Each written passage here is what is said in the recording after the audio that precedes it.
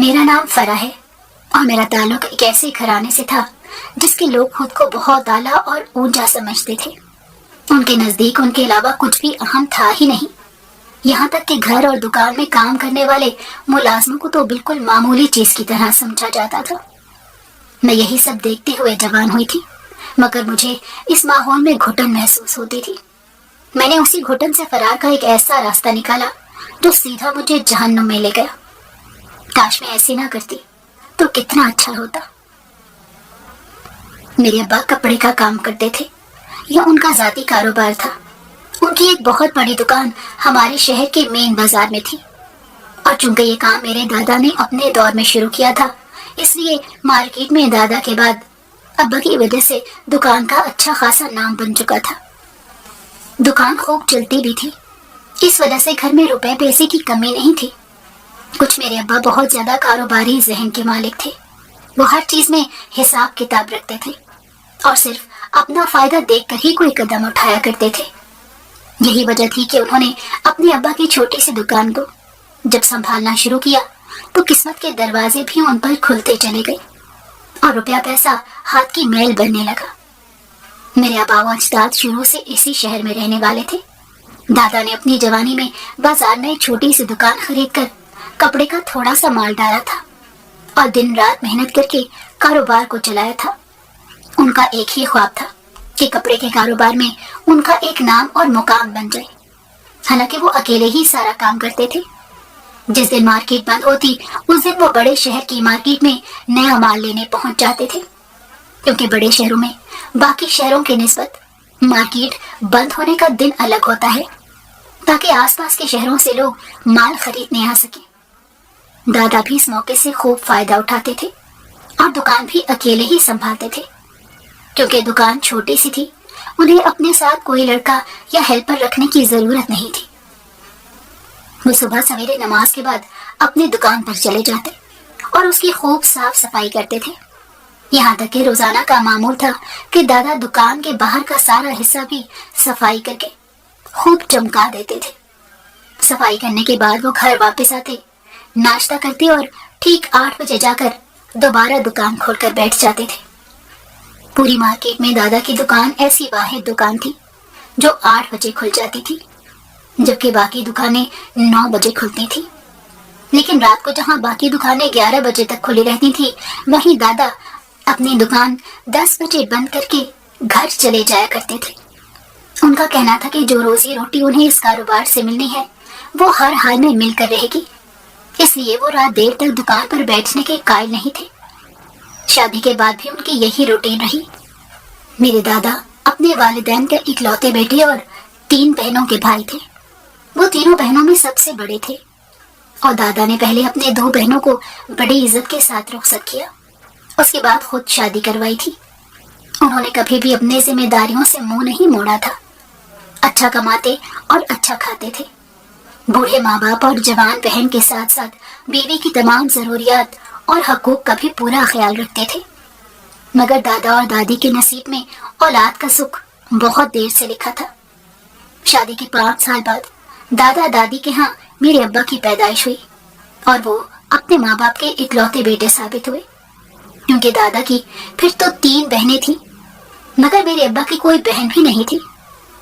5 سال بعد دادا اور دادی ان کے والدین کو اولاد کا سکھ ملا تھا، اسی لیے سبھی بے حد خوش تھے اور ابا کو انہوں نے بڑے لاڈ پیار سے پالا۔ ابا اسی لاڈ پیار میں دادا کے ساتھ بڑی چھوٹی عمر میں دکان پر جانے لگے تھے۔ اب تو وہ اسکول اور پڑھائی سے بچنے کے لیے دادا کے ساتھ دکان پر جایا کرتے تھے اور وہاں ایک طرف بیٹھے کھیلتے رہتے تھے۔ مگر جیسے جیسے تھوڑا وقت گزرتا گیا تو انہوں نے اپنے ابا کا ہاتھ بٹانا شروع کر دیا۔ وہ 5 جماعتیں پڑھ چکے تھے، حالانکہ انہیں پڑھائی کا کوئی شوق نہیں تھا، لیکن ماں باپ کی لاکھ کوششوں کی وجہ سے وہ 5ویں تک جا پائے تھے، مگر پرائمری پاس کر کے آگے پڑھنے کے لیے تیار نہیں تھے۔ ابا نے دادا کے ساتھ ہاتھ بٹانا شروع کر دیا، چھوٹا موٹا حساب کتاب لکھ کر دیتے۔ حساب کتاب کی وجہ سے ہی دادا نے ابا سے کہا کہ بس میٹرک تک کسی طرح تعلیم حاصل کر لو، اس کے بعد چاہو تو آگے پڑھنا، ورنہ میں تمہیں بالکل بھی نہیں کہوں گا۔ تب ابا نے زبردستی دل پر پتھر رکھ کر 6ٹھی کلاس میں داخلہ لے لیا۔ اور جیسے تیسے 8ویں پاس کر کے ضد پکڑ لی کہ اب اسکول نہیں جاؤں گا بلکہ دکان سنبھالوں گا۔ کاروبار میں ابا کا خوب دل لگتا تھا۔ وہ دکان پر آنے والے گاہکوں کو اپنی باتوں سے ایسے گھیر لیتے کہ کوئی بھی کپڑا لیے بغیر خالی ہاتھ واپس نہیں جاتا تھا۔ دادا کو ابا کا یہ ہنر بڑا پسند آیا۔ پھر انہوں نے بھی ابا پر پڑھنے لکھنے کا زور نہیں ڈالا اور باقاعدگی سے اپنے ساتھ دکان پر بیٹھانا شروع کر دیا۔ بڑی جلدی ابا نے سارا کام سیکھ لیا اور سمجھ لیا، اور دیکھتے ہی دیکھتے وہ پوری مارکیٹ میں مشہور ہو گئے، کیونکہ سب یہی کہتے تھے کہ یہ بچہ بہت ذہین اور قسمت والا ہے، ایک دن یہ ضرور ترقی کرے گا۔ ابا کے دل و دماغ میں یہی باتیں بیٹھی ہوئی تھی۔ ایک طرف تو وہ ڈھیر سارا پیسہ کمانا چاہتے تھے اور دوسری طرف انہیں اپنا نام بنانے کا بھی بڑا شوق تھا۔ 18 سال کی عمر میں پہنچنے تک ابا نے دادا کے ساتھ مل کر کافی منافع کمایا تھا، اور ابا نے ہی دادا کو مشورہ دیا کہ شہر میں بننے والی نئی مارکیٹ میں کوئی بڑی دکان قسطوں پر لے لے۔ اس وقت وہ اسکیم بھی چل رہی تھی، مگر دادا ڈرتے تھے کہ اگر قسط نہ چکا پائے تو مسئلہ بنے گا۔ مگر ابا کی حوصلہ دلانے پر دادا نے یہ قدم اٹھا لیا۔ قسطیں ابھی پوری بھی نہیں ہوئی تھی کہ ابا نے دادا اور دادی سے کہا کہ کہیں سے قرضہ پکڑ کے یا گھر کے زیورات بیچ کر ہم نئی دکان میں بھی مال ڈال لیتے ہیں۔ جب تھوڑی چلنے لگے گی تو ہم پرانی دکان بیچ کر نئی دکان کو بھر لیں گے۔ دادا کو ابا کی یہ تجویز بڑی پسند آئی۔ انہوں نے اپنے ایک دوست سے بات کی اور قرضہ اٹھا کر ابا کی تجویز پر عمل بھی کیا۔ وہ نئی جگہ اور بڑی مارکیٹ کی ایک بڑی دکان تھی۔ قرضے کی رقم سے کچھ پیسہ ابا نے دکان کی ڈیکوریشن میں لگایا، باقی مال اٹھا لیا، اور ابا کو لوگوں کو شیشے میں اتارنے کا ایسا ہنر آتا تھا کہ پتہ نہیں کیسے انہوں نے ہول سیل مارکیٹ میں بیٹھے ایک بہت بڑے ڈیلر سے بات کر کے ادھار پر مال ڈلوا لیا تھا۔ اس بات کا جب دادا کو پتہ چلا تو وہ بڑے پریشان ہوئے، مگر ابا نے انہیں کہا کہ سب ٹھیک ہو جائے گا۔ اور جیسے ہی بڑی دکان چلنے لگی اور مشکل سے 3 مہینے بھی پورے نہیں ہوئے تھے، تب ابا نے چھوٹی اور پرانی دکان بیچ کر سارا پیسہ بڑی دکان میں انویسٹ کر لیا۔ دادا بھی دیکھ رہے تھے کہ جس طرح سے ابا آگے بڑھ رہے تھے اس کے بھرپور نتائج مل رہے تھے۔ نئی دکان راتوں رات ایسی چلی کہ قسطیں بھی پوری ہو گئیں اور قرضہ بھی اتر گیا۔ تب دادا نے ساری ترقی اور کامیابی کا سہرا ابا کے سر باندھا۔ مارکیٹ میں بھی واہ واہ ہو رہی تھی کہ کل کے نوجوان نے بڑی جلدی اپنی نئی دکان کو سیٹ کر لیا تھا۔ یہی تو ابا چاہتے تھے۔ دولت بھی بن رہی تھی اور عزت کے ساتھ شہرت بھی مل رہی تھی۔ پھر ابا کی میٹھی زبان اور لہجہ ایسا تھا کہ ایک بار جو گاہک آتا وہ دوبارہ کہیں اور جاتا ہی نہیں تھا۔ ابا نے جس طرح کاروبار کو عروج پر پہنچایا تھا، دادا دادی بے حد خوش تھے۔ گھر میں کسی بھی شے کی کمی نہیں تھی۔ ابا کے کہنے پر دادا نے شہر کے ایک اچھے علاقے میں 10 مرلے کا بنا بنایا گھر بھی خریدا۔ اس سلسلے میں انہوں نے اپنا پرانا گھر بیچ دیا تھا۔ اب دادا اور دادی کا ایک ہی ارمان تھا کہ وہ اپنے ایک لوتے بیٹے کی خوشیاں دیکھ لیں، اس کے سر پر شادی کا سہرا سجا کے اس کا گھر آباد کر دے، اور پھر دادا دادی بن جانے کا سکھ بھی انہیں نصیب ہو جائے۔ نئے گھر میں شفٹ ہونے کے بعد دادی نے ابا کے لیے خاندان سے باہر لڑکی دیکھنا شروع کی، کیونکہ خاندان میں اگر کسی ایک کے ہاں بیٹے کا رشتہ طے کرتی تو باقیوں کے ناراض ہونے کا اندیشہ تھا، کیونکہ ابا نے جس طرح کاروبار کو ترقی کی بلندیوں پر پہنچایا تھا اور گھر میں پیسے کی ریل پیل تھی، اس پر تو خاندان بھر کی یہی خواہش تھی کہ ابا کے لیے ان کی بیٹی کا ہاتھ مانگا جائے، اور دادا دادی کسی کو ناراض نہیں کرنا چاہتے تھے۔ بڑی چھان پھٹک کے بعد دادی کو اپنے لاڈلے بیٹے کے لیے میری اماں بے حد پسند آ گئی، کیونکہ اماں بالکل چاند کا ٹکڑا تھی۔ جب دادی نے پہلی مرتبہ اماں کو دیکھا تبھی انہیں یہ لگا تھا کہ ان کے بیٹے کے ساتھ اس لڑکی کی جوڑی چاند سورج کی جوڑی کہلائے گی، اور لڑکی والے تو ویسے ہی اس رشتے پر بڑے خوش تھے۔ حالانکہ دونوں خاندانوں کا تعلق مڈل کلاس طبقے سے تھا، مگر ابا مالی طور پر نانا کے گھر والوں سے بہت مضبوط تھے۔ میری اماں کے علاوہ بھی ان کی 5 بیٹیاں اور 2 بیٹے تھے۔ ایسے میں بیٹی کا اتنے اچھے گھر سے رشتہ آنا تو انہیں خوش نصیبی کی دستک لگ رہا تھا۔ جھٹ منگنی اور پٹ پیا والا کام ہوا۔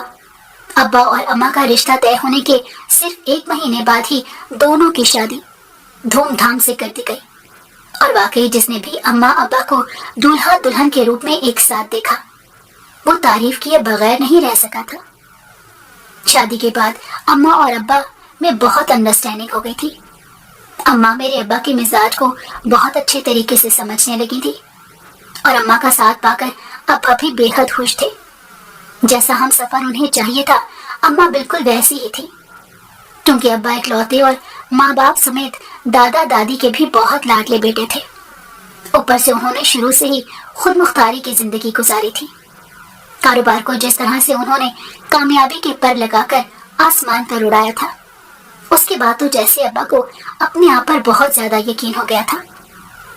दादा ने भी अब्बा की शादी के बाद कारोबार की तमाम जिम्मेदारी अब्बा को दे दी और हर फैसला भी उनके हाथ में सौंप दिया।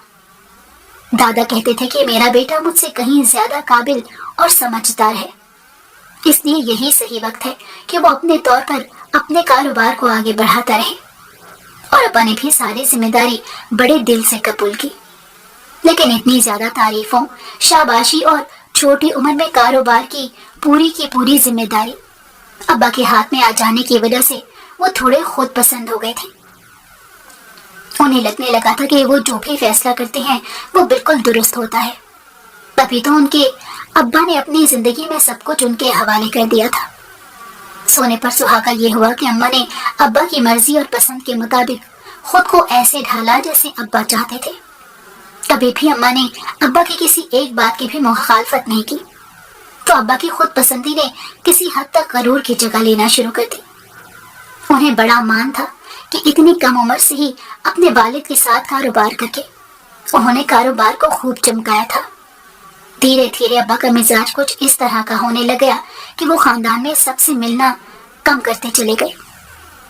दादा और दादी ने अब्बा के बदलते हुए मिजाज को महसूस तो किया था, मगर वो कुछ कहते नहीं थे। खानदान में कहीं गमी खुशी में आना जाना होता तो ज्यादातर दादा अकेले ही चले जाते थे, क्योंकि अब्बा के पास दुकान की मसरूफियत का अच्छा बहाना था। और अम्मा भी शादी के 2 महीने बाद ही उम्मीद से हो गई थी। अब्बा बहुत खुश थे। उन्हें पूरा यकीन था कि उनके यहाँ पहली औलाद बेटा ही होगा। ऐसा नहीं था कि उन्हें बेटियां पसंद नहीं थी, बस उनकी ये ख्वाहिश थी कि उनके यहाँ पहला बेटा ही पैदा हो। अब्बा ने अम्मा का इतना ख्याल रखना शुरू कर दिया कि अम्मा को कोई भी काम करने नहीं देते थे। उन्होंने खुशखबरी सुनने के चंद दिन बाद ही घर में मुलाजमा का भी इंतजाम कर दिया था और खुद भी हर मुमकिन हद तक अम्मा का ख्याल रखते थे। दुकान से लड़के के हाथ रोजाना ताजा फल और खाने पीने की दीगर चीजें भिजवाते रहते थे। घर में उस वक्त पीटीसीएल लगा हुआ था। उस पर न जाने कितनी मर्तबा फोन करके वो अम्मा की खैरियत मालूम करते थे।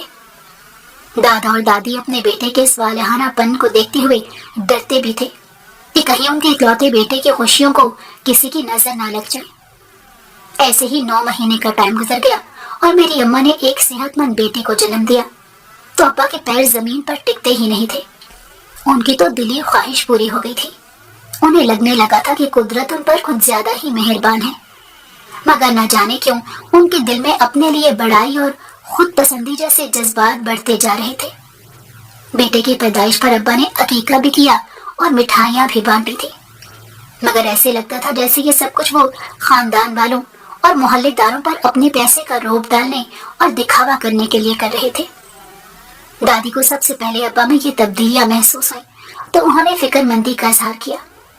दादा ने कहा कि मैं अगर उसे कुछ कहूंगा तो उसे लगेगा कि अब्बा ने पहले तो सब कुछ मेरे हाथ में दे दिया और अब शायद पछता रहे हैं, इसलिए तुम चाहो तो खुद उसे दबे अल्फाज में समझा कर देख लो। इस बात पर दादी ने अब्बा को समझाने की कोशिश की तो अब्बा ने अपनी माँ को साफ साफ कह दिया कि ऐसी कोई बात नहीं है, मैं बस हर कदम सोच समझ कर उठाता हूँ, इसलिए आप लोगों को ऐसा लगता है। मगर ये दादा और दादी का वहम नहीं था। जैसे जैसे वक्त गुजरता जा रहा था उन्हें गुमान होने लगा था कि उनसे अपने इकलौते बेटे की तरबियत और परवरिश में शायद कोई कमी रह गई थी, क्योंकि अब्बा ने पहले तो रिश्तेदारों से मिलना जुलना छोड़ा था और फिर वो इस बात पर एतराज करने लगे थे कि जो हमसे मेल जोल रखने के काबिल नहीं है उससे हमें मिलना भी नहीं चाहिए। हालांकि ये बात दादा और दादी के लिए तकलीफ दे थी और नाकाबिले मंजूर भी थी, इसलिए उन्होंने अपने तौर पर जब तक वो जिंदा रहे अपने तमाम रिश्तेदारों का ख्याल भी रखा और उनसे मिलते भी रहे। मगर जब दादा का इंतकाल हुआ तो अब्बा ने चेलम पर किसी को भी नहीं बुलाया। उसके बाद अम्मा अब्बा के यहाँ दूसरे बेटे की पैदाइश हुई। उस वक्त भी अब्बा ने मोहल्ले और अपनी मार्केट में खुशी का इजहार करते हुए पहले की तरह अकीके का गोश्त और मिठाइयाँ बांटी थी, मगर रिश्तेदारों को वो भूलते जा रहे थे, और वो भी सिर्फ इसलिए क्योंकि खानदान में कोई भी उनकी बराबरी का नहीं था। जब मेरा भाई 2 साल का हुआ तो मैंने इस दुनिया में जन्म लिया। मेरी पैदाइश पर भी अब्बा उतने ही खुश थे, और उन्होंने बिल्कुल उसी तरह से खुशियां मनाई जिस तरह मेरे दोनों भाइयों की दफा किया था। बल्कि जैसे जैसे मैं बड़ी हो रही थी, अब्बा की बेहद लाडली बनती जा रही थी। वो मुझे देखे बगैर तो खाना भी नहीं खाते थे। मैं 4 साल की हुई तो दादी का भी इंतकाल हो गया, और फिर अब्बा ने तमाम रिश्तेदारों से मिलना जुलना छोड़ दिया। वैसे भी हमारा घर बाकी सब रिश्तेदारों के घरों से काफी दूर था, क्योंकि हम अच्छे इलाके में रिहाइश पजीर थे, जबकि खानदान के ज्यादातर लोग लोअर मिडिल क्लास इलाकों में रहते थे।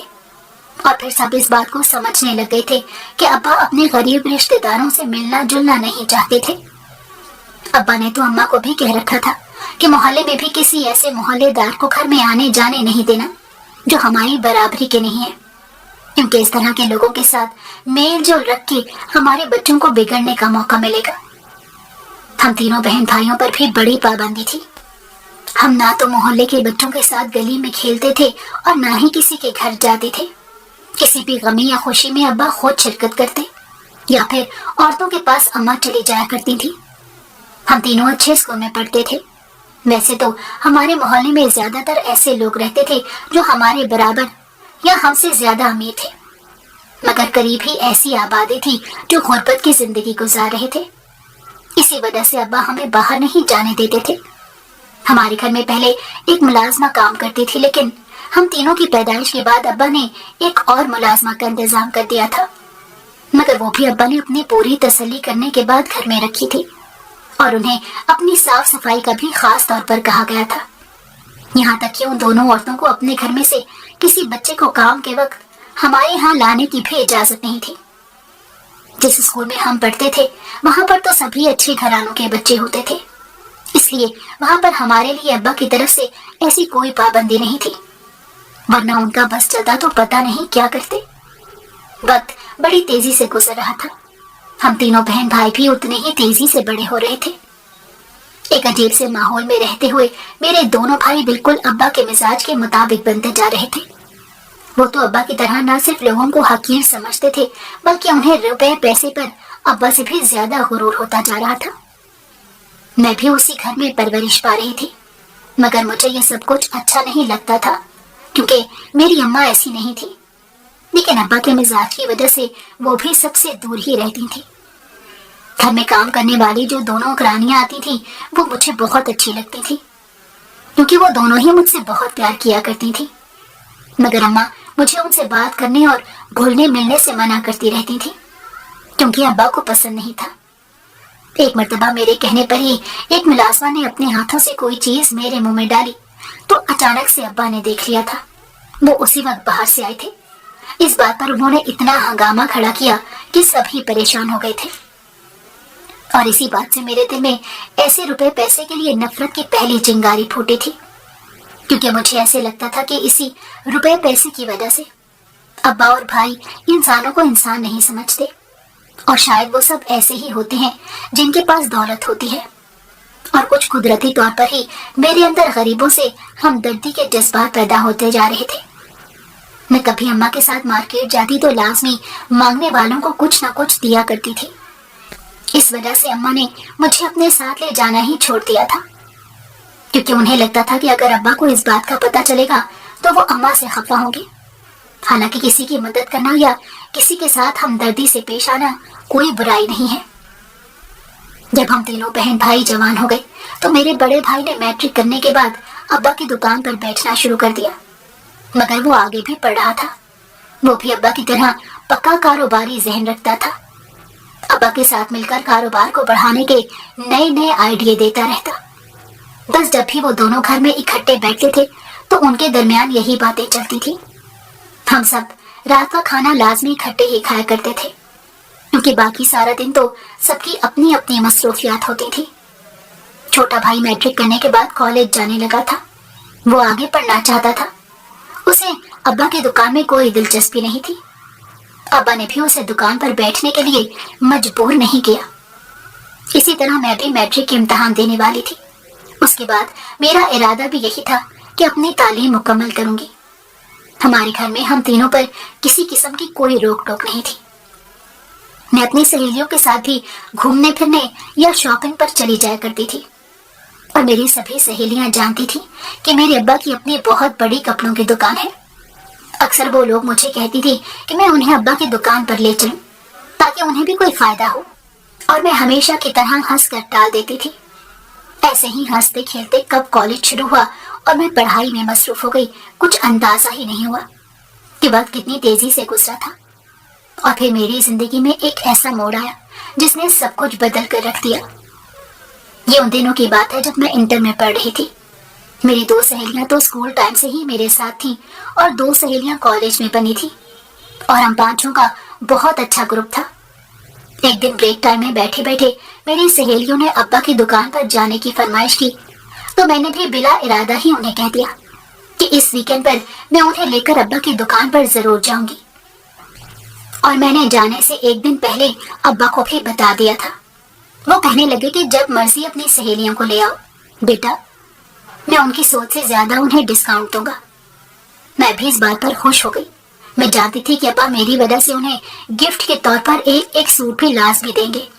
اس لیے میں بڑے فخر کے ساتھ اپنی 4 سہیلیوں کو لے کر چھٹی کے دن ابا کی دکان پر پہنچ گئی. میں اس سے پہلے بھی 2-3 مرتبہ اماں کے ساتھ دکان پر کپڑے لینے گئی تھی، مگر اس وقت دکان بالکل بھی ایسی نہیں تھی جیسے بھائی نے جانے کے بعد سیٹ کروائی تھی. اب تو ہماری دکان کوئی بہت ہی ہائی سٹینڈرڈ آؤٹ لیٹ دکھائی دیتا تھا. میری سہیلیاں بھی بڑی حیران ہو رہی تھی. ابا نے ہماری اسپیشل آؤ بھگت کی، میری سہیلیوں کے لیے جوس اور آئس کریم منگوائے. وہ سب بہت انجوائے کر رہی تھی، مگر میری نظر اور دھیان اس نوجوان لڑکے پر اٹکا ہوا تھا جو میری سہیلیوں کو کپڑے دکھا رہا تھا. میں اس بات سے تو اندازہ لگا سکتی تھی کہ وہ یقیناً کوئی قابل اعتبار لڑکا ہے، تبھی تو ابا نے اسے کپڑے دکھانے کو کہا تھا. اور وہ اس طریقے سے بات کر رہا تھا جیسے بہت ڈیسنٹ اور پڑھا لکھا لڑکا ہے. دکھنے میں بھی بہت خوبصورت تھا اور اس کی شخصیت بھی متاثر کن تھی. مگر حیرت کی بات یہ تھی کہ وہ سادہ سا سوٹ پہنے ایک کپڑے کی دکان پر جاب کر رہا تھا. پتہ نہیں کیوں وہ پہلی نظر میں ہی مجھے بہت اچھا لگا، حالانکہ اس نے تو جان بوجھ کر نظریں اٹھا کر میری طرف دیکھا بھی نہیں تھا. جب میری سہیلیاں نے اپنے لیے 2-2 3-3 سوٹ پسند کر لیے، تب تک بھائی بھی دکان پر آ گئے. انہوں نے ہی بل وغیرہ بنایا اور میری سہیلیوں کو کافی ڈسکاؤنٹ بھی دیا تھا. اس کے علاوہ ابا نے میری سب سہیلیوں کو ایک سوٹ بھی گفٹ کے طور پر دیا، اور وہ سارا سامان اسی لڑکے نے ہماری کار میں رکھا تھا. اس کے بعد ہم سب اپنے اپنے گھر چلی گئی، مگر میں اس لڑکے کو بھلا نہیں پا رہی تھی. وہ بار بار میری نظروں کے سامنے آ رہا تھا. پتہ نہیں اس میں ایسی کیا خاص بات تھی کہ وہ مجھے بہت اچھا لگا تھا. جب ابا رات کو گھر آئی تو میں نے جان پوچھ کر 2-3 مرتبہ دکان میں اپنی سہیلیوں کی شاپنگ کے بارے میں بات کی. میں چاہتی تھی کہ ابا اس لڑکے کے بارے میں کوئی نہ کوئی بات کریں، اور ایسا ہی ہوا. میرے بار بار ذکر کرنے پر ابا نے اماں کو بتایا کہ جس لڑکے نے میری سہیلیوں کو کپڑے وغیرہ دکھائے تھے وہ ایک غریب گھر کا لڑکا ہے، مگر پڑھ رہا ہے، اور آگے پڑھنے کے لیے ہی اس نے جاب شروع کی ہے. وہ تقریباً 15 دن پہلے دکان پر آیا تھا اور تب سے بڑی محنت کے ساتھ کام کر رہا ہے. اس لڑکے کا نام ذیشان تھا. میں دل ہی دل میں یہ نام سن کر اور اس کے بارے میں جان کر بڑی خوش ہوئی. رات کو سوتے ہوئے بھی بار بار مجھے ذیشان کا خیال آ رہا تھا. کتنا محنتی لڑکا تھا جو غریب ہونے کے باوجود آگے پڑھنے کے سپنے دیکھ رہا تھا. میں اس دن کے بعد بار بار ابا کی دکان پر جانے کے بہانے سوچنے لگی، اور ہفتے بعد ہی مجھے ایک بہانہ مل گیا. ہوا کچھ یوں کہ میری ایک سہیلی نے اپنے کزن کو کپڑے دلوانے تھے. اس نے مجھ سے ذکر کیا تو میں نے کہا ابا کی دکان پر لے چلوں گی، وہاں پر ڈسکاؤنٹ بھی مل جائے گا. وہ بھی یہ سن کر خوش ہو گئی. اس طرح دوسرے دن ہم تینوں ایک مرتبہ پھر دکان پر پہنچ گئی. ذیشان پہلے سے موجود تھا. ہمارے جانے پر ابا نے خوشی کا اظہار کیا اور ذیشان سے کہا کہ ہمیں اچھے سے اچھے سوٹ دکھائے، اور وہ بھی بڑی فرما برداری کے ساتھ کام کرنے لگ گیا. اس دن میں اپنی سہیلی سے بات کر کے ہی گئی تھی. اس نے میرے کہنے پر ہی ذیشان سے اس کا کانٹیکٹ نمبر مانگا اور بہانہ یہ بنایا کہ فلاں سوٹ کی اپڈیٹ کے لیے پوچھنا پڑے گا، اس لیے کوئی رابطہ نمبر دے دیں. تب اس نے دکان کا کارڈ دیا اور اس کے پیچھے اپنا فون نمبر بھی لکھ کر دے دیا. یہی تو میں چاہتی تھی. گھر پہنچنے کے بعد رات کو میں نے ذیشان کا نمبر اپنے فون میں ایڈ کیا اور اسے میسج کر دیا. کچھ دیر بعد ہی جواب آیا اور پھر ہم دونوں کی بات چیت شروع ہو گئی. پہلے تو میں نے اسے نہیں بتایا کہ میں کون ہوں، لیکن جب اسے بات کرتے ہوئے مجھے 1 ہفتہ گزر گیا اور میں نے بتایا کہ میں کون ہوں، تو وہ کہنے لگا کہ میں جانتا ہوں، کیونکہ مجھے آپ کی نظروں سے اندازہ ہو گیا تھا کہ نمبر آپ کو چاہیے، اسی لیے تو میں نے بھی نمبر دے دیا تھا. یہ سن کر مجھے بہت خوشی ہوئی، کیونکہ جیسے جذبات میرے دل میں اس کے لیے تھے، شاید وہی وہ بھی محسوس کر رہا تھا. اور پھر یہ روز کا معمول بن گیا. ہم دونوں رات کو فون پر باتیں کرنے لگے. ذیشان نے اپنے بارے میں مجھے بس وہی بتایا تھا جو ابا کو پتا تھا. میں نے بھی کچھ زیادہ کوریدنے کی کوشش نہیں کی. البتہ اسے کالج کا نام پوچھا تو میں نام سن کر حیران رہ گئی، کیونکہ وہ تو شہر کا کافی بڑا اور مہنگا کالج تھا. ذیشان نے بتایا کہ اسے اسکالرشپ پر وہاں داخلہ ملا ہے، باقی وہ دیگر اخراجات کے لیے ہی یہ نوکری کر رہا ہے. میں یہ سن کر اور زیادہ خوش ہو گئی، کیونکہ جس کالج میں وہ پڑھتا تھا تو اس کا مستقبل تو یقیناً محفوظ تھا. لیکن مجھے یہ یقین نہیں تھا کہ میں اس راہ پر کتنی آگے جاؤں گی اور آگے چل کر ابا ذیشان کے ساتھ میری شادی کے لیے مانیں گے یا نہیں. مجھے یہ سب کچھ نہیں معلوم تھا.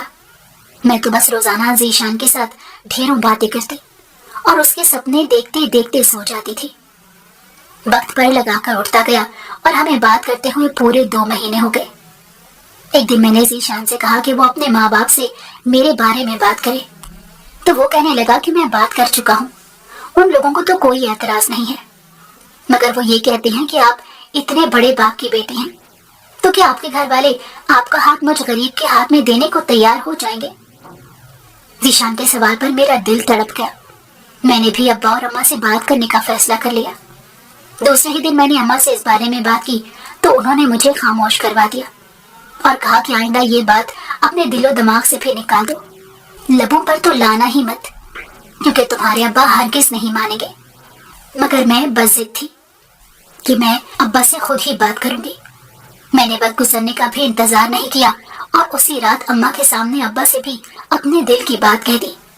تب ابا نے اسے ذیشان کی برائی کرنا شروع کر دی، جس کی 2 مہینے پہلے وہ تعریفیں کر رہے تھے، اور میں جانتی تھی کہ وہ ذیشان کو برا بھلا صرف اس لیے کہہ رہے تھے کیونکہ وہ غریب تھا. میں نے ابا سے کہا کہ میں بھی آپ ہی کی بیٹی ہوں، اگر شادی کروں گی تو صرف ذیشان سے کروں گی، ورنہ کسی سے بھی نہیں کروں گی. اس کے بعد کچھ دن تک تو میں کوشش کرتی رہی کہ کسی طرح اماں ابا کو منا لیں، مگر ابا ماننے کے بجائے میرا رشتہ دیکھنے لگ گئی تو میں پریشان ہو گئی اور میں نے ذیشان کے ساتھ بھاگ کر شادی کرنے کا فیصلہ کر لیا. اس پر پہلے تو ذیشان نہیں مان رہا تھا، مگر میری محبت نے اسے بھی مجبور کر دیا اور ہم دونوں نے کورٹ میں جا کر شادی کر لی. میں نے اتنا بڑا قدم تو اٹھا لیا تھا، مگر مجھے نہیں معلوم تھا کہ اب وہ مجھے لے کر کہاں جائے گا. میں اس کے ساتھ چلی گئی. اس وقت ہم دونوں جس کار میں تھے اسے ذیشان ہی چلا رہا تھا. اس نے بتایا کہ اس کے دوست کی کار ہے، اور پھر وہ مجھے ایک نہایت عالی شان بنگلے میں لے گیا اور کہنے لگا کہ یہ بھی میرے دوست کا بنگلہ ہے، مگر وہ لوگ ملک سے باہر گئے ہیں. میں یہ سن کر خاموش ہو گئی، مگر سوچ رہی تھی کہ وہ مجھے اس کے گھر کیوں نہیں لے کر گیا. اس نے مجھے کمرے میں جا کر بیٹھنے کے لیے کہا تو میں اندر چلی گئی. تھوڑی دیر بعد مجھے باہر سے ہنسنے کی آوازیں آئیں تو میں نے سوچا کہ پتہ نہیں ذیشان کے ساتھ اور کون ہے. میں نے کمرے کا دروازہ کھول کر دیکھا تو سامنے 4-5 لڑکے ذیشان کے ساتھ کھڑے تھے. یہ منظر دیکھ کر میرا تو دل دہل گیا کہ آخر ذیشان نے ان لوگوں کو یہاں کیوں بلایا تھا. مجھے کمرے سے باہر نکلتے ہوئے دیکھ کر وہ سب خاموش ہو گئے اور فٹافٹ مجھے سلام کرنے لگے. میں بڑی حیران ہو کر انہیں جواب دے رہی تھی. ذیشان نے بتایا کہ وہ اس کے بہت اچھے دوست ہیں، اور پھر ذیشان نے مجھے جو بات بتائی وہ میرے لیے کسی شوق سے کم نہیں تھی. وہ کہنے لگا کہ دراصل میری ان لوگوں کے ساتھ شرط لگی تھی کہ میں کسی غریب کی طرح 3 مہینے کی زندگی نہیں گزار سکتا. اور اسی چیلنج کو قبول کرتے ہوئے میں نے تمہارے ابا کی دکان میں جھوٹ بول کر نوکری کر لی۔ مگر تب میرا ایسا کوئی ارادہ نہیں تھا۔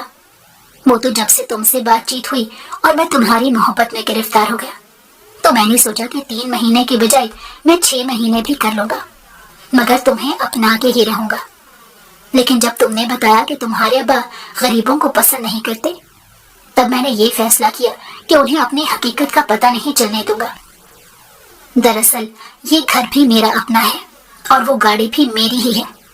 میرے ممی پاپا ملک سے باہر گئے ہوئے ہیں، مگر وہ اچھی طرح جانتے ہیں کہ میں آج تم سے نکاح کر چکا ہوں، اور ان کے آتے ہی ہمارا ایسا شاندار ولیمہ ہوگا کہ دنیا بھی دیکھے گی اور تمہارے ابا بھی دیکھتے رہ جائیں گے۔ یہ کہتے ہوئے ذیشان نے مجھے آنکھ ماری تھی تو میں بھی بے اختیار مسکرا دی اور اس کے دوست بھی خوب ہنسنے لگ گئے۔ لیکن مجھے یقین ہی نہیں آ رہا تھا کہ میں جس ذیشان کی بیوی بنی ہوں وہ اتنا زیادہ دولت مند ہے۔ ایسے ہی 1 ہفتہ گزر گیا اور پھر ذیشان کے مما پپا بھی واپس آ گئے۔ وہ میرے لیے بہت سارے تحفے لائے تھے اور مجھے بہت پیار سے ملے تھے۔ 3-4 دن بعد انہوں نے شہر کے سب سے بڑے ہوٹل میں ولیمے کی دعوت رکھی اور اماں ابا کو بھی فون کر کے انوائٹ کیا۔ میں نہیں جانتی تھی کہ ابا کیا سمجھے تھے یا کیا نہیں، مگر جب وہ لوگ ولیمے کے لیے ہوٹل میں آئے تو ان کے چہرے سے حیرت صاف نظر آ رہی تھی۔ حالانکہ وہ میرے لیے بہت سارے تحفے تحائف لائے تھے، کیونکہ جب میرے سسر نے انہیں کال کی تھی تبھی انہیں پتا تو چل گیا تھا کہ حقیقت کیا ہے۔ لیکن ابا کافی شرمندہ سے لگ رہے تھے، مگر میں نے ابا اور اپنے باقی گھر والوں کے آنے پر بے حد خوشی کا اظہار کیا۔ اور پھر ولیمے کے اگلے دن میں ذیشان کے ساتھ اپنے گھر والوں سے ملنے بھی گئی۔ تب ابا نے مجھے کہا کہ وعدہ کرتا ہوں آج کے بعد کسی کو بھی حقیر نہیں سمجھوں گا، اور یہ سن کر میرے دل میں ایک سکون اترتا چلا گیا۔